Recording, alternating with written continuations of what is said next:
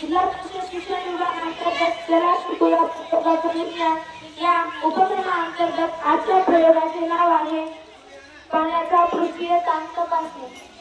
आजच्या प्रयोगासाठी लागणारे साहित्य प्लेट, पाणी, एक ग्लास, पावडर आणि साबण। अगोदर आपण या प्लेटमध्ये पाणी ओतून घेऊया। या प्लेटमध्ये आता पाणी ओतून घेतलेले आहे। या पाण्याला स्टीम होऊ देऊया।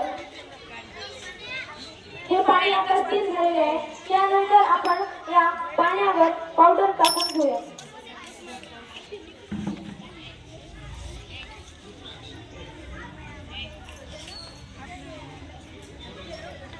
आता या पाण्यावर आपण पावडर टाकून घेतले आहे। हे पावडर उडाला न जाता वरपर्यंत या पाण्यावर एक पावडर तयार झाले आहे। आता आपण याला गोल करतो। काहीच होत नाहीये। आता आपण या साबणीचा गोल या पाण्यामध्ये टाकूया।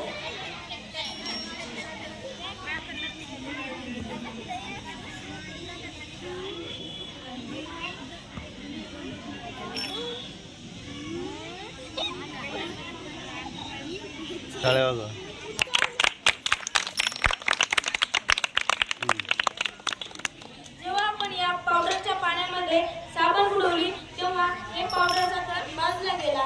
यावरून आपल्याला अशा मोठ्या प्रयोगातून आपल्याला असं समजतं की या द्रव पदार्थाच्या पृष्ठभागावर ताण होता।